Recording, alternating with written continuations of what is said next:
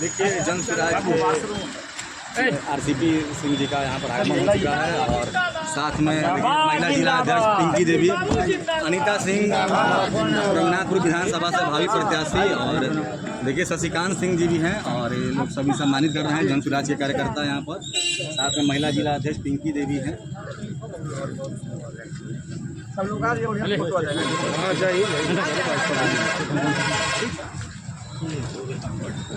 आप देख रहे हैं जन स्वराज से हम केंद्रीय मंत्री और जन स्वराज से आरसीपी सिंह का सीमान आगमन हुआ है। सबसे पहले सर हमारे चैनल में आपका स्वागत है। चलिए बहुत बहुत धन्यवाद जी। सर बिहार में हम लोग देख रहे हैं कि जन स्वराज का लगातार जनाधार बढ़ता चला जा रहा है। इधर जब से आप लोगों पार्टी ने इसमें मर्ज किया है, क्या कहना चाहेंगे इस पर? तो आप जब खुद ही कह रहे हैं जन स्वराज पार्टी में जब हम लोगों ने आशा पार्टी का मर्जर किया तो इसका जनाधार रोज बढ़ रहा है जी। और अभी चुनाव में देखिए 3 महीने का समय है जी। तो हम लोग तो इसी लक्ष्य को लेकर के बढ़ रहे हैं कि 2025 में जो चुनाव हो रहा है इसमें बिहार की जनता जन स्वराज को अभूतपूर्व बहुमत देगी। जन स्वराज की सरकार बनेगी, इससे भी बिहार में जो बेरोजगारी है वो समाप्त हो सके। सर एक चीज़ देखा जाएगा कि जन स्वराज अब तक 40 महिलाओं को 40 लोकसभा में एक महिलाओं को सीट दे रहा है, लेकिन मोदी जी बोल रहे हैं हम 33% आरक्षण देंगे। उस हिसाब से 81 सीट हुआ भाजपा का। ये जो आज की तारीख में महिलाओं के लिए कोई आरक्षण नहीं जी, लेकिन जो आगे आपको पता है कि संसद ने कानून बना दिया है कि आगे जो चुनाव होगा, जो डिलिमिटेशन के बाद सेंसस के बाद जो चुनाव होगा, मतलब 2029 में लोकसभा का चुनाव होगा, 2030 में बिहार विधानसभा का चुनाव होगा, उसमें 33% आरक्षण पक्का होगा। आज की तारीख में आरक्षण नहीं है और कोई भी पार्टी नहीं है बिहार में। आप देख लीजिए कितनी पार्टियां हैं, कितनी महिलाओं को सीट। तो भाई जन स्वराज का प्रयास है कि कम से कम 40 तो जरूर दें, क्योंकि 40 हमारे यहाँ लोकसभा है, तो कम से कम 40 ज़्यादा होगा तो और अच्छा होगा। सर एक सवाल होता है, बदलाव की इस लहर में जहाँ पूरा बिहार आपकी नज़र में चाहे जनता की नज़र में बदलाव की तरफ जा रहा है, किस तरह का बदलाव लाएंगे अगर जन स्वराज सत्ता में आती है? देखिए बदलाव का मतलब ही होता है बेहतरी। देखिए बदलाव तो अगर आप देखेंगे कि हमेशा जब सरकार बदलती रहती है, अगर आप देखिएगा जब से देश आज़ाद हुआ कई बार सरकारें आईं, सरकारें बदली, तो बदलाव का मतलब होता है कि जो जनता की जितनी समस्याएं हैं ना उसके निपटारा करने में जो भी सरकार हो उनकी जो अपेक्षा है, उनकी आकांक्षा है जनता का, उसके अनुरूप करे। अब आप देखिए पहले क्या होता था बिहार में, आज आप देख लीजिए नीतीश बाबू पर कोई भ्रष्टाचार का आरोप नहीं लगा, लेकिन एक दफ्तर बिहार में बता दीजिए, मैं तो रहा हूँ जहाँ बिना पैसा लिए दिए कोई काम हो रहा। आप आय प्रमाण पत्र बनाने जाते हैं, जाति प्रमाण पत्र बनाने जाते हैं, निवास प्रमाण पत्र बनाने जाते हैं, दाखिल खारिज के लिए जाते हैं, कितना पैसा लगता है। और ये हम लोग किस प्रकार का बदलाव करें? जब जन स्वराज की सरकार बनेगी तो चाहे आय प्रमाण पत्र हो, निवास प्रमाण पत्र हो, जाति प्रमाण पत्र हो, आपके घर पर पहुंचाया जाएगा। आपको न अंचल या ब्लॉक नहीं जाना पड़ेगा। उसी प्रकार से जो हमारे किसान हैं जिनके नाम से ज़मीन है, जो भूमि के मालिक हैं, उनकी मृत्यु होती है, जो भी उसके वारिसान हैं उनको जो उनके घर पर दाखिल खारिज करके कागज पहुंचाते। एक अंतिम सवाल होगा सर, आपने दोनों अपनी पार्टी का विलय, आपकी आवाज़ पार्टी का विलय किया और तमाम आपके पुराने संगठन के लोग आज भी यहाँ मुस्तैदी से खड़े हैं, टिकट बंटवारे को लेकर बड़ी आस है, क्या आश्वासन देंगे? आपके बगल में अनीता सिंह जी खड़ी है, मुन्ना समझे। देखिए बिहार में एक एनडीए गठबंधन है, एक इंडिया गठबंधन है, आप जान रहे हैं, और जो जन स्वराज, तो जन स्वराज में अगर आप देखिएगा हम लोगों ने पार्टी का मर्जर किया है और पूरे अगर लोगों को देखिएगा जो जन स्वराज में है इसमें ज़्यादातर लोग जो खास करके हमारे साथ आए उनका बैकग्राउंड क्या रहा है, वो सब जनता दल यू के रहे। तो निश्चित रूप से हमारे साथ जितने भी हैं वो सब अनुभवी नेता हैं, कोई राजनीति में नौसिखिया कोई नहीं। आप जितने लोग यहाँ देख रहे हैं, चाहे वो अनीता सिंह है, यास्मीन है, जितने लोग हैं सबका एक अनुभव है। तो निश्चित रूप से जो भाई अभी जो चुनाव होगा विधानसभा हिस्सेदारी की बात कही जाए तो क्या आश्वासन होगा ऐसे कार्यकर्ताओं के लिए? आश्वासन नहीं होता है। आश्वासन क्या होता है? जब टिकट मिलेगा वही तो होता है। आश्वासन क्या होता है? चलिए तो ठीक है। हमने देखा एक बड़ी जमात जिंदाबाद।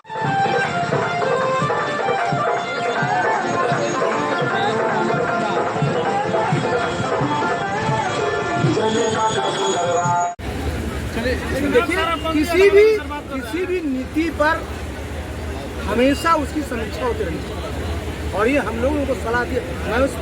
मैं उनकी जो नीति बनी थी मैं नहीं था, लेकिन मैंने उनको 2020 में सलाह दिया था किसी समीक्षा करके। आरसीपी सर अरे मैं साथ में नहीं था यार 2016 में। क्या उम्मीद है सर बिहार के शराबियों का साथ आपको मिलेगा? शराबियों की बात नहीं है, जरा सुन लीजिए एक बात, सुन लीजिए सिर्फ शराबियों की। जिस बात को मैंने पहले आपको बिहार का एक्साइज का नुकसान 30,000 करोड़। आज नीतीश बाबू सुनिए 400 को 1100 कर दिए ये ना जी, और 1 करोड़ लोग है तो 1 महीना में 700 करोड़ ना लगा तो 12 महीने में 8,400 करोड़ 30,000 रुपया हमारा आएगा। तो आप समझ रहे हैं कितना रुपया आप दे सकते हैं लोगों को?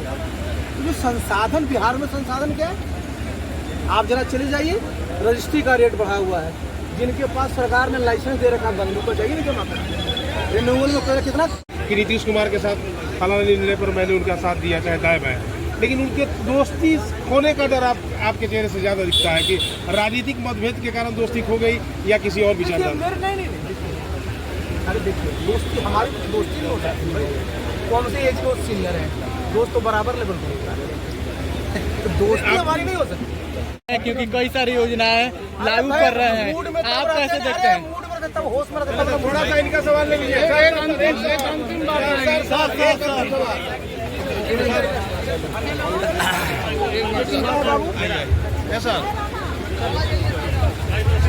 माइक ले लो विकी, माइक ले लो।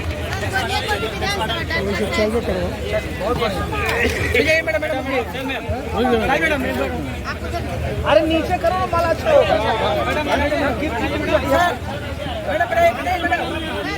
अरे टूट जाएगा, अरे टूट जाएगा भाई। सर चलिए नीचे, चलिए नीचे। अरे नीचे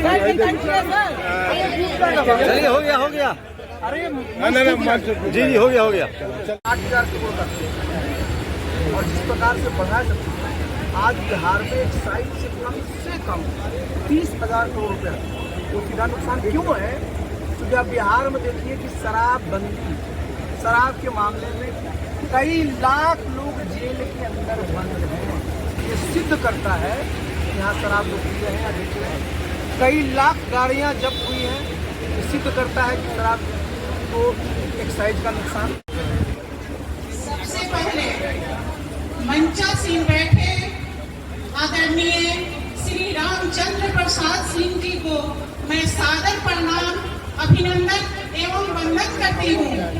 साथ ही हमारे सीवान जिले के जिला अध्यक्ष आदरणीय योगेंद्र सिंह जी को मैं प्रणाम करती हूँ। मंचासीन बैठे सारे पदाधिकारियों को मैं सादर अभिनंदन एवं स्वागत करती हूँ। साथ ही कार्यक्रम रखने के लिए जो यास्मीन जी रखी हुई हैं उनको भी मैं स्वागत एवं अभिनंदन करती हूँ। सबसे पहले जब से हम लोग 25 मई को औपचारिक विलय हुआ और 26 को हम लोग जनसुराजी हो गए, हमारे आदरणीय आरसीपी सिंह और हमारे आदरणीय प्रशांत किशोर जी अब मिल करके एक हम लोग मजबूत बन गए हैं और एक मिल करके हम लोग 11 हो गए हैं। यही रघुनाथपुर फील्ड में मैं जब 26 को आदरणीय प्रशांत किशोर जी आए थे तो हम आदरणीय प्रशांत किशोर जी के साथ मंच साझा की और वहाँ मैं ये बात बोली थी कि आप सबकी आवाज प्लस जनसुरा यानी बिहार में व्यवस्था परिवर्तन की गारंटी। और ये उम्मीद नहीं पूरा विश्वास है एक आदरणीय आरसीपी सिंह जो संगठनात्मक क्षमता वाले हैं और हमारे आदरणीय प्रशांत किशोर जी जो ऊर्जावान है और अब ये दोनों आदमी मिल गए हैं तो बिहार बदलाव निश्चित है। और मैं चाहूंगी कि आप सब भी इसमें आदरणीय प्रशांत किशोर जी और आदरणीय आरसीपी सिंह और एक बार मैं चाहूंगी कि आप कर दें। मैं बोलूंगी तो आप लोगों को पता है कि क्या बोलना है।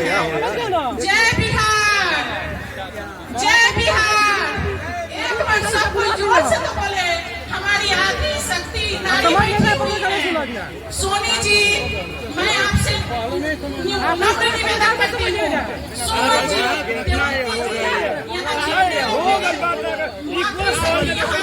यहाँ